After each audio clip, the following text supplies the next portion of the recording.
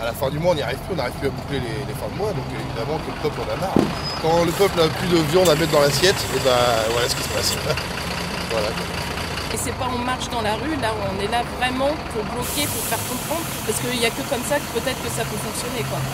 Quand on voit que les Polonais, que même les Polonais, les Portugais, tout ce que tu veux, tous les routiers qui sont là, qui participent, qui disent oui à la manifestation et qui nous disent merci de participer à la manifestation, c'est quand même une réussite pour nous. Oui, non, mais il faut que ça dure quoi. C'est une réussite. Le FN, il se sert encore de notre mouvement pour venir se faire voir. Le FN, il a toujours fait ça, il fera toujours ça. Ils se sont mis en avant. Ils se sont mis en avant alors que non. Pour se servir, justement, juste pour eux.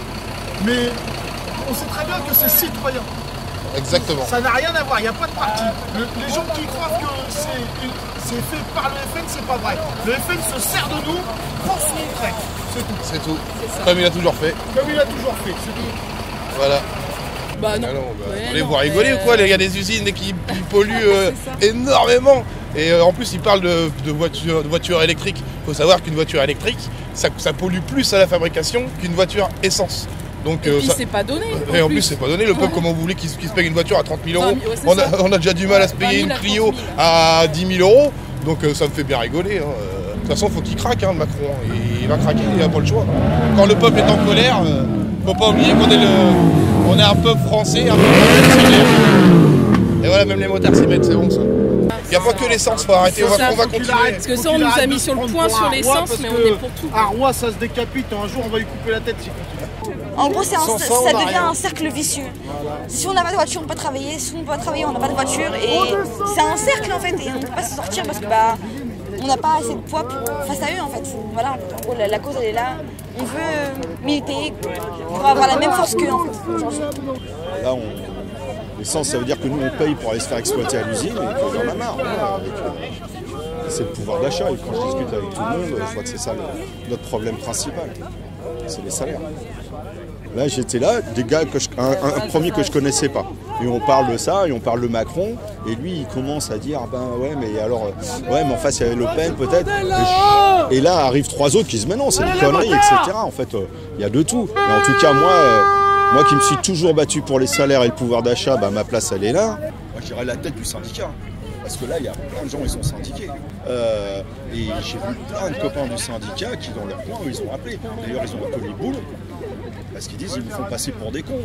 Tous les gars un peu combatifs de l'usine, ça fait 2 semaines là qu'ils viennent nous voir. Alors on fait quoi? Alors on fait quoi? Des copains qui sont là tous les jours et qui disent on a marre. T'as pas envie de leur dire écoute, moi j'y serais pas, t'as envie de te battre pour ton salaire, tiens, va avec l'extrême droite. Non, là je dis j'y suis.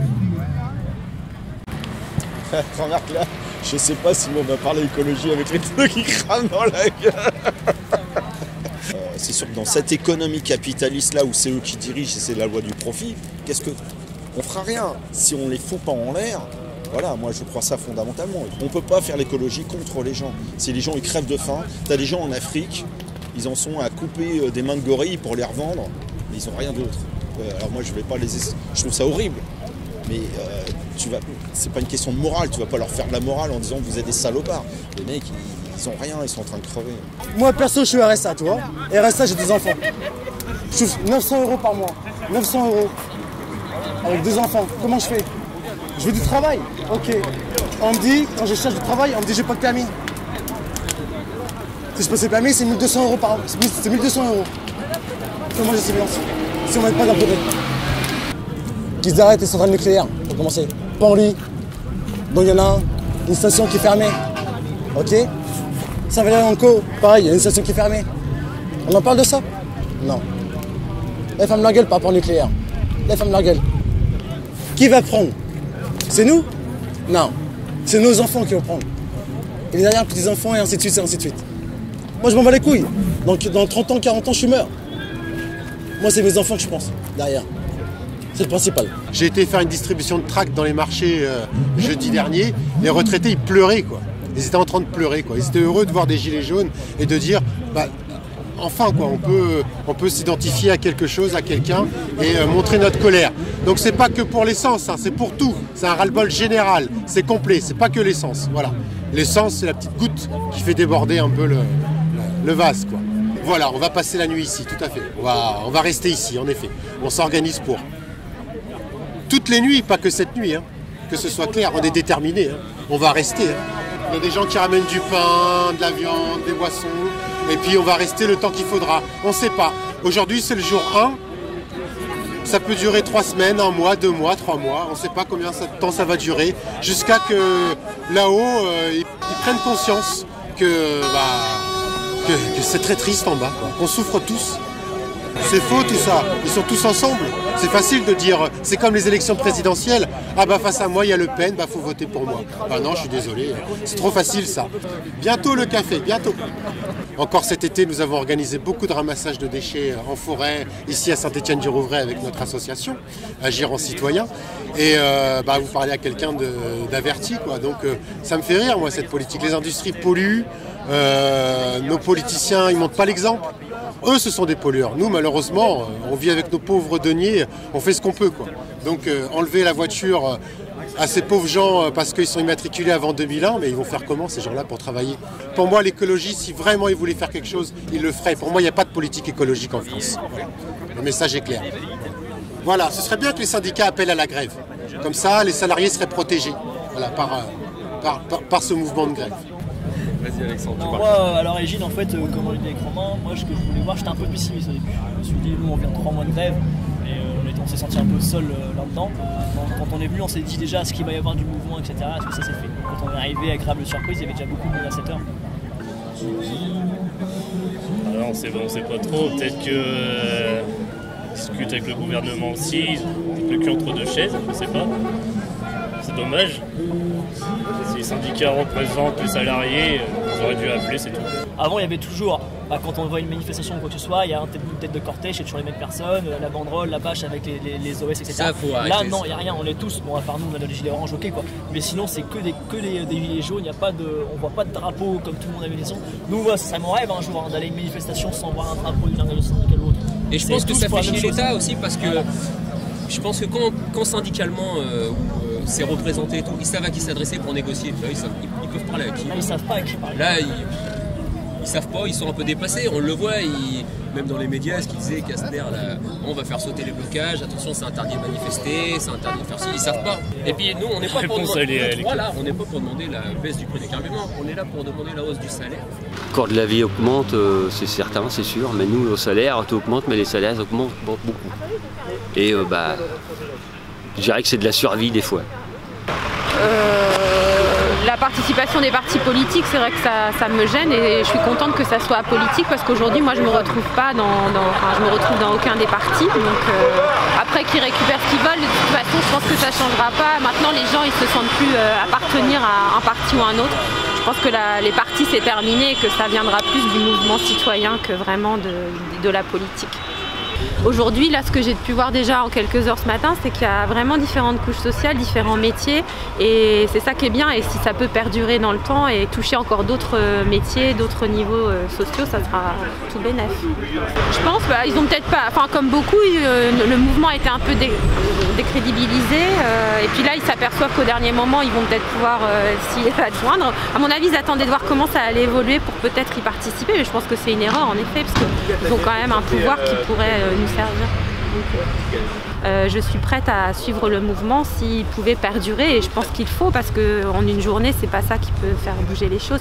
Surtout un samedi, pour l'instant, on voit bien que ça gêne pas trop la circulation, etc. Donc il faut quelque chose qui soit un peu plus fort.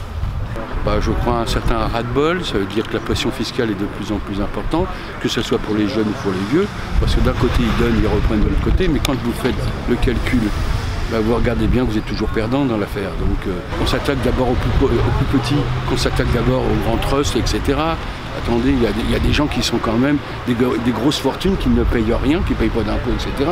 Alors à ras-le-bol, tout ça confondu, je crois que c'est, disons, la goutte d'eau qui a fait déborder, peut-être de dire on a un peu de vie, un réservoir. Mais il n'y a pas que ça en réalité, c'est un ras-le-bol général. Voilà.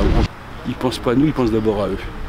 Le problème, c'est ça, c'est à croire qu'ils se battent entre eux, parce que d'abord ils sortent tous des mêmes écoles, ça se serre la main, après qu'ils se soient chamaillés devant la caméra, ils vont prendre un coup ensemble, etc. Donc il faut arrêter aussi Hein. On se demande d'ailleurs la sélection comment elle se fait quand on sort des grandes écoles. Moi je vais à gauche, je vais à droite, ou je ne sais rien, mais enfin bon.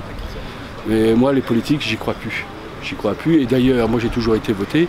Je me demande à la limite jusqu'où ça vaut le coup d'aller voter la fois prochaine. De toute façon, ces gens-là ont une politique qui ne correspond pas à la vie d'aujourd'hui, à la vie des gens qui galèrent tous les jours. Enfin bref, je ne vais pas être grossier.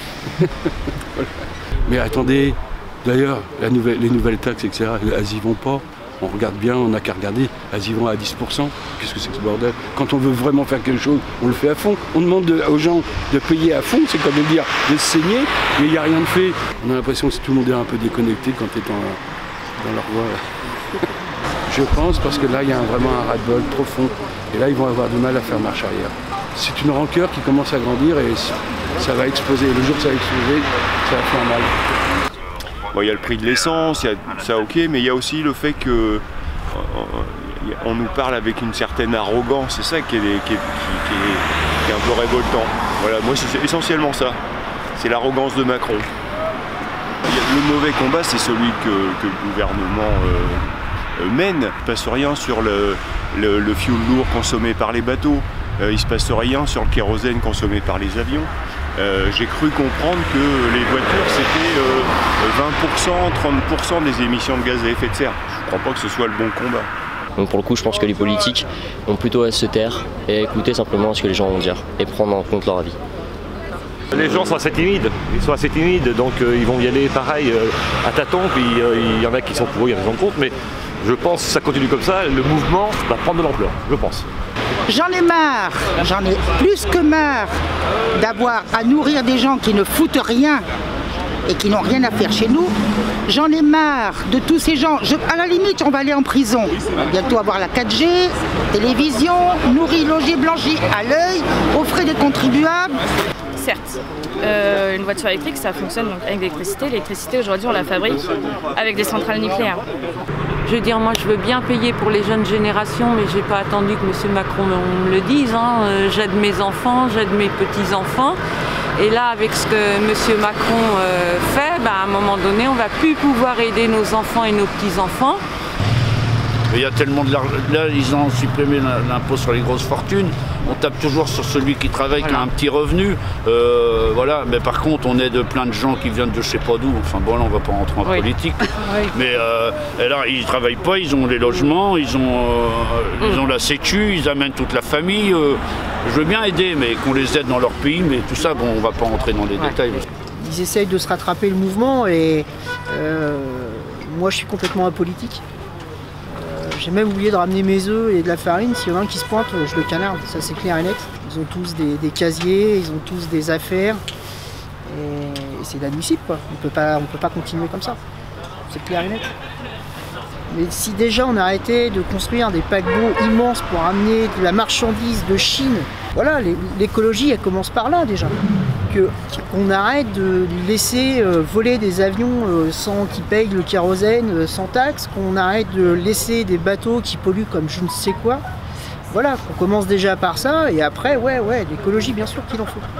Mais c'est pas en tapant sur les gens comme ça qu'on va y arriver, c'est clair et net. On a mis en avant ce problème-là pour masquer le problème social. Voilà, comme je vous disais, les gens ne peuvent plus vivre, c'est plus possible. Quand on voit qu'il y en a qui arrivent à faire des crédits pour pouvoir remplir leur cuve, pour pouvoir se chauffer cet hiver,